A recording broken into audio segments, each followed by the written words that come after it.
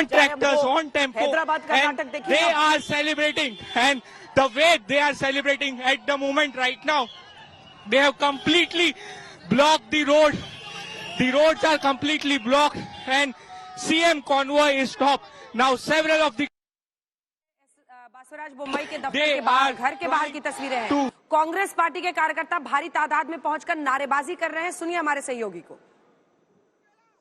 Crazy over here, crazy visuals over here, and how they are trying to move the convoy because the road was completely blocked over here, and somehow Karnataka's Chief Minister convoy is now passing over here. Look at the visuals over here. Look at the visuals over here. Ask my cameraman Kiran Sakpal to show you that this is the visual, and this whole entire place was completely blocked by the Congress workers over here. Look at the Congress workers in here.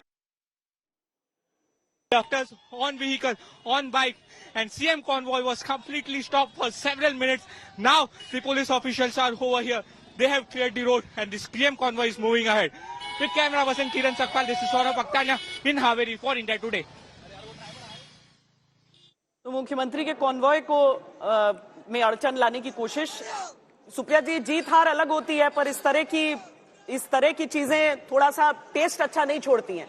ये राजनीतिक मिसाल सही तरीके से नहीं पेश करती हैं।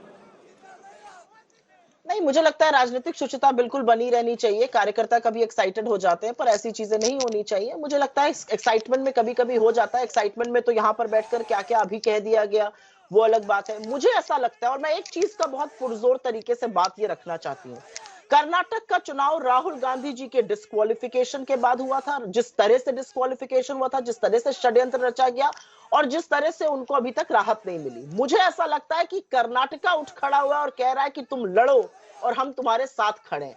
आप इस नतीजे को किसी भी तरीके से देखिए, मेरे लिए ये नतीजा अन्याय और अराजकता के खिलाफ है।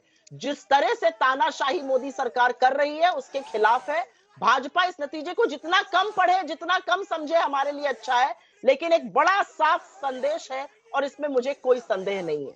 आप जितनी षड्यंत्र, जितना तानाशाही करिएगा, उतना ये देश उठ खड़ा होगा। आगे आगे देखिए आप, और बिल्कुल हम आशान्वित हैं। चाहे उससे लगा हुआ महाराष्ट्र हो, चाहे राजस्थान हो, चाहे इंडिया के स्टार आने वाले हैं, तो पहले से ही स्टेज यहाँ पर सज गया है। कुछ ही देर में प्रदीप गुप्ता की एंट्री होने वाली है, जिन्होंने एक बार फिर से पुनः स्थापित किया है कि हम एग्जिट पोल एग्जैक्ट पोल करते हैं। लेकिन उससे पहले शंकर अन्ना जी, आपका तो खास स्वागत है सर। कल आप मुझे बता रहे थे कि आपके नेता सिंगापुर गए सोचने के लिए। एचडी कुमारस्वामी को अब लंबे वक्त तक सोचना पड़ेगा कि उनके पॉलिटिकल अस्तित्व का क्या होगा। 127 for Congress means HD Kumaraswamy को नकार दिया है जनता ने। क्लियर मैंडेट है, उन्हें इधर उधर कोई किंग मेकर नहीं चाहिए जो कभी इससे हाथ मिलाए कभी उससे हाथ मिलाए। उन्होंने क्लियर कह दिया हमें एक स्थायी सरकार चाहिए, 5 साल शासन चाहिए। मिस्टर शंकर अन्ना। नमस्कार मैडम।